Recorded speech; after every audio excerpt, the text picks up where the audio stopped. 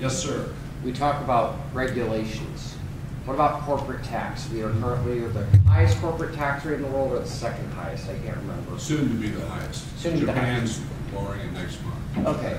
What can we do about that to stay competitive in the global economy? And is there a plan? Yeah. What we had proposed in the debt ceiling negotiation last year, what Mr. Ryan will have in his budget, will actually lower the corporate tax rates down to 25%. He will be eliminating loopholes. Like General Electric last year made over $14 billion of profit, paid zero in taxes. It could be partially because the CEO is a close personal friend of the president. But that's what we need to do. We need to flatten out, lower the tax rate, get rid of loopholes that distort the marketplace. You could actually have more revenue coming into the Treasury and be more competitive worldwide.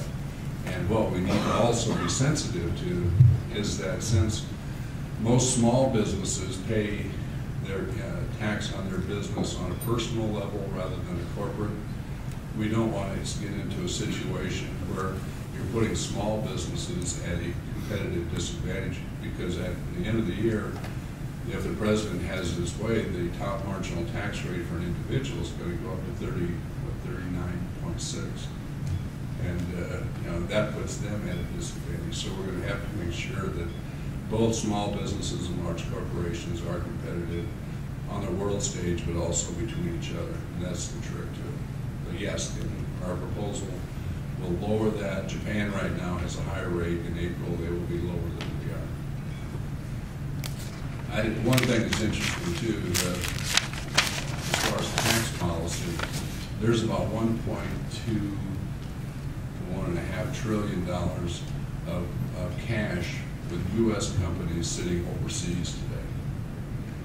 And the reason it stays over there is that they not only have paid income tax where that money was earned overseas, but to then bring it back into the U.S., they're subject to another 35% tax on it.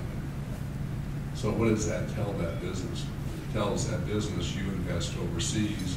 If you're going to build a new factory, you do it, in Germany, or you do it some in China, where else, or wherever, rather than bring that money and invest it back in the U.S. economy. So we've got to fix that too, so that it's not. I think I saw Apple this morning.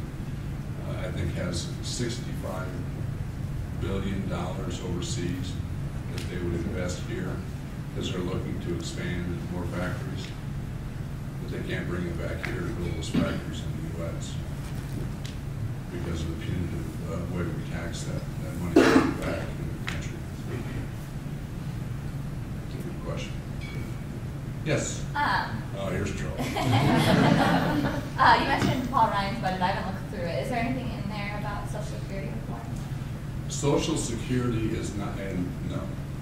There is on Medicare. The difference this year on Medicare is that the changes would be optional rather than mandatory.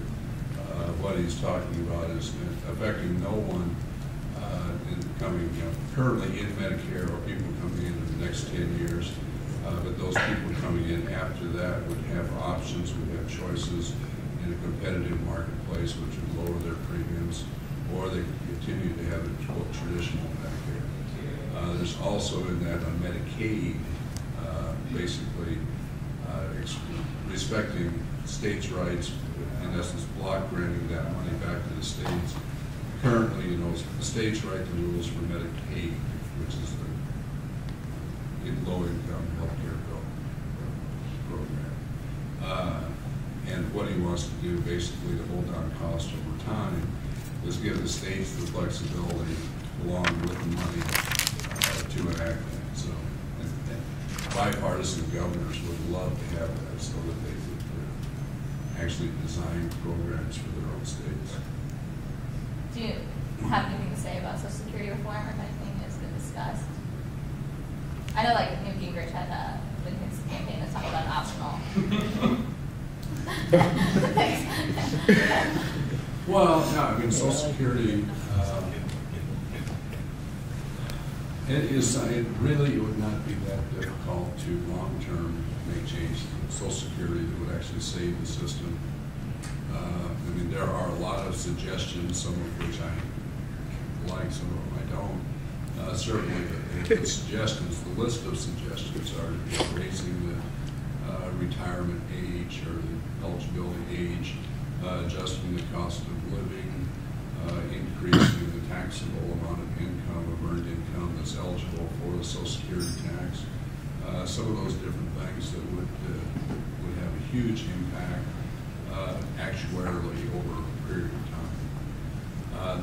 The reality is today, everybody talks about, well, the federal government takes the money we pay into Social Security, the federal government takes out and spends elsewhere. The fact of the matter is, because of Obama's economy, that we have fewer people working, we actually are drawing more money out of Social Security today than what's being paid into it. That's happened this year and last year also. So we've had to basically backfill to make the transfer payments of what people pay into the benefits that they have by the entitlement are entitled to.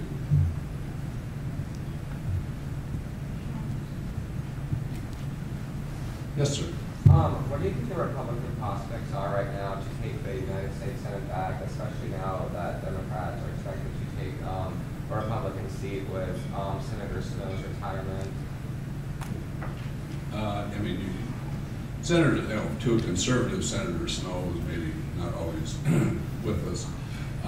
But the most important vote a member of the Senate or a member of the House of Representatives makes is that first vote at the beginning of the new Congress as to who your leader is going to be, whether it's going to be a Democrat leader or a Republican leader.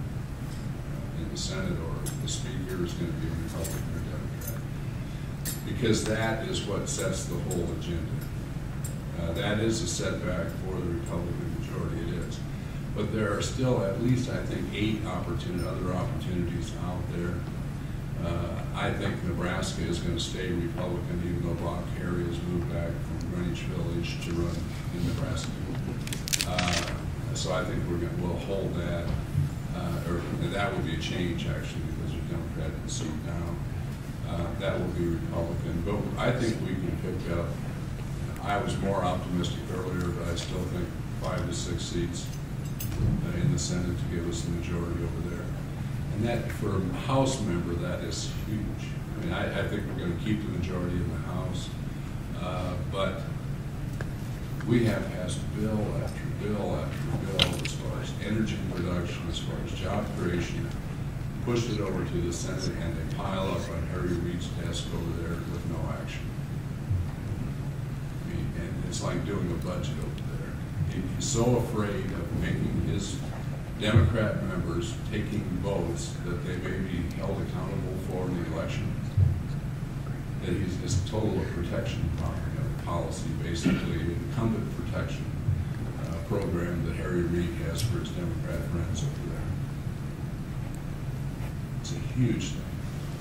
If in fact we can win the presidency, get a majority in the United States Senate, we can do reconciliation, we can fix Medicare, we can fix Medicaid, we can address Social Security, we can address what are the real budget problems we have long term. Those are the mandatory accounts of the federal government.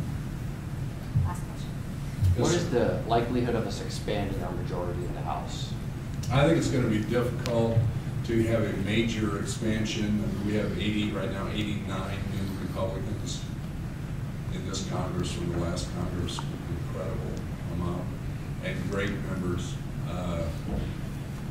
With reapportionment, I mean, everybody looked to say, well, you know, most of the increase in seats were in Texas, you know, in the South, Southwest, because must be something about the climate. They should have been here this winter. It's perfect. Yeah. But what in reality happened was that we were able to make an awful lot of those new Republican seats much stronger Republican. So it isn't, I don't think the numbers are going to change that much, but I think many of those newly elected Republicans are much safer than they would have been if they'd stayed in their old districts. You know, when you have a big wave election like we did in 2010, and I came in '94, first majority in 40 years for Republicans. We lost a lot of people in the next election, next 2 cycles. So we have a lot more safe Republicans, which will maintain a majority, but I don't see us having the ability to really expand the majority that much at this point. For that? Yeah, Okay. perfect. Thank you all very much. We need your help, every one of you, okay? Thank you.